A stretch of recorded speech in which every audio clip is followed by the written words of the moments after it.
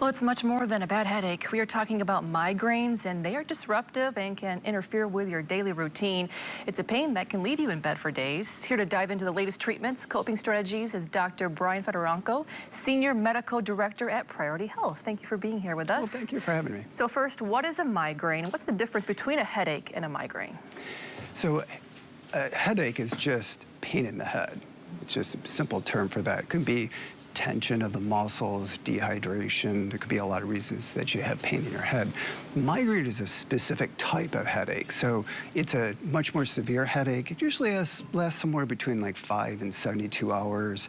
And it's much more severe. It's usually people describe it as moderately severe, one-sided throbbing.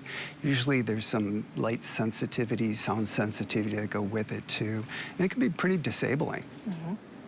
And I've been around people, I have loved ones that suffer from migraines, and normally when that happens, they don't want to do anything. But are there things that you shouldn't do, or things that make it worse after the fact?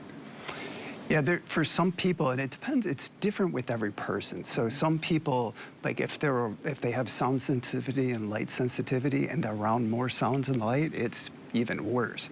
So they have to go in a dark room, a quiet room, and relax and rest, and that usually gets it to go away. So, and there's about 40 million Americans that are suffering from migraine headaches out there. So it's really good we have this awareness month to kind of bring light to this, because there's a lot of people that just, they just power through it. They're just going to keep going. What triggers a migraine? Well, again, it's different with each person, but common triggers could be things like lack of sleep, like you're working on odd shift or you're on an odd flight or something, and then the next day you get the headache. Dehydration, stress is a really common one. Just about anything that sort of triggers that, like, pain from something else could trigger a migraine. Being in the hospital, if you're sick from something else, you could get migraine headaches. So.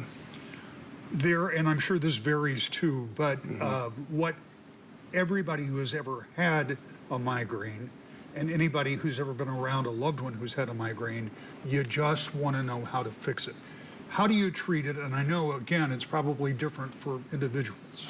Right, it's a really good question, and it's something that you should work with your doctor on, because there are different treatments for different kinds of headaches. So sometimes people confuse tension headaches that are real bad for migraines.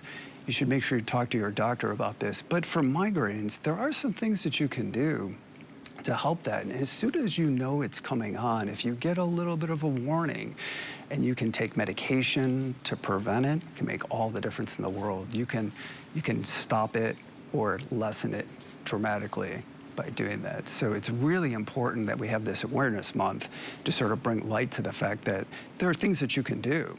There's things that you can do to prevent it and things you can do to treat it initially. So there are some warning signs before that migraine. For most people, not everybody, about a third of people have what's called an aura, where they have some sort of warning that it's coming on. They'll know that it's starting. What about age? Because I know, like, in some cases people say, I used to have migraines, and they haven't experienced one for a long time. Is it something that can go away with time, or once a migraine, you're always going to have migraines? You're kind of always, sort of prone to them, but it can get better and worse depending on different things. It's really common women with hormonal changes will have a lot of problem with their headaches, and so it can depend on the age to some extent and your circumstances and your health and things like that.